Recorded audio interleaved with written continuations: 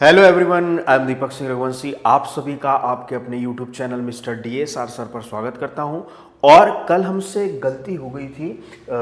इसके पिछले वीडियो में हमने क्वेश्चन नंबर 2 लिख दिया था, जो कि क्वेश्चन नंबर फर्स्ट था, लेकिन सॉल्व क्वेश्चन नंबर फर्स्ट ही किया था। तो हम देखेंगे एक्सरसाइज 5.2 क्लास 10th एपी का क्वेश्चन नंबर 2, है ना। हमें बताना है choose the correct answer in the following and justify third term of AP 10, 7 and 4 is. कौन सी होगी, इनमें से कौन सी होगी। तो यहां पर हम सॉल्व लिखे थे, है ना।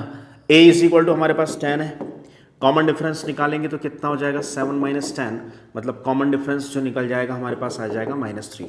क्लियर है, कॉमन डिफरेंस क्या निकल जाएगा -3। ठीक, तो नाउ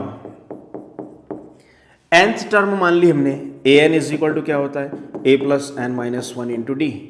क्लियर, तो क्या हो जाएगा A N is equal to A की प्लेस पर क्या रखेंगे हम, a की प्लेस पर 10 plus nth term find out करनी है। तो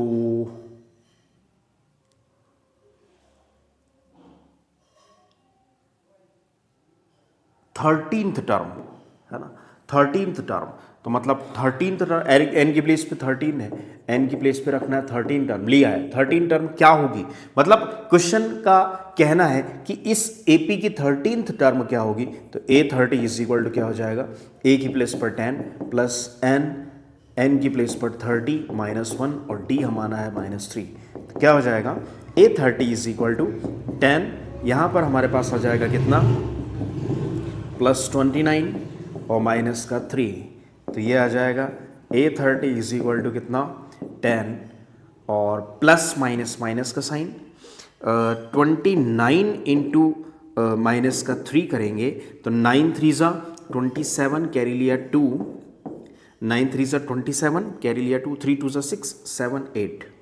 ठीक है, 87 माइनस का क्या आ जाएगा 87। क्लियर है, 29 इंटू 3 किया तो माइनस का 87। तो A30 इज इक्वल टू हमारे पास 87 में से 10 गया तो माइनस का 77। तो ये हमारे पास आ गई प्यारी सी 13th टर्म, जो कि क्या है, जो कि है क्या -77। तो -77 means C is the correct answer, C is the correct answer. Clear है, तो ये हमारे पास 13 टर्म। ठीक, अगला क्वेश्चन हमारे पास है 11th टर्म ऑफ एपी। ये जो एपी गिवन है उसकी 11th टर्म होगी। तो 11th टर्म देखते हैं एपी की क्या होगी। तो हमारे पास यहाँ पर ए की प्लेस पर -3 है, डी की प्लेस पर निकालेंगे तो कितना -1/2, A2 -A1 और -3। क्लियर है ना। ए की प्लेस पर -3, डी निकालेंगे तो A2 -A1 होगा, तो -1/2 माइनस का 3। तो डी हमारे पास यहां पर आ जाएगा कितना -1/2 माइनस प्लस।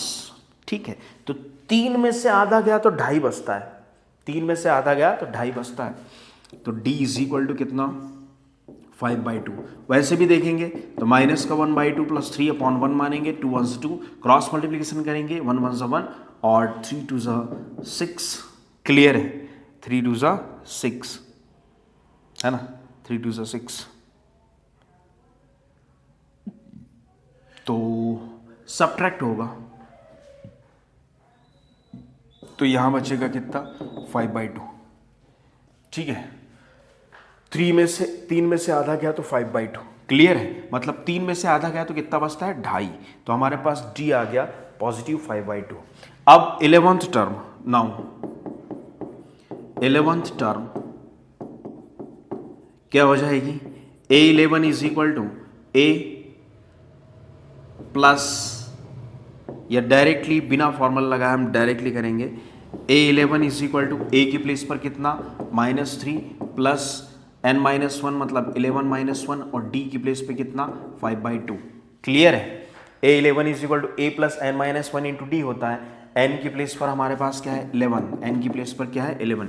तो A11 इज इक्वल टू कितना हो जाएगा, A11 is equal to -3 plus यहाँ बचेगा 10 5/2 जो कि कट जाएगा 2 टाइम्स, सॉरी 5 टाइम्स, कितने टाइम्स, 5 टाइम्स, तो कितना हो जाएगा A11 is equal to -3 plus 5 5 से 25, तो A11 इज इक्वल टू हमारे पास आ जाएगा 25 में से 3 सब्ट्रैक्ट किया तो 22, कितना 22, तो 22 is the correct answer, answer b is the correct answer.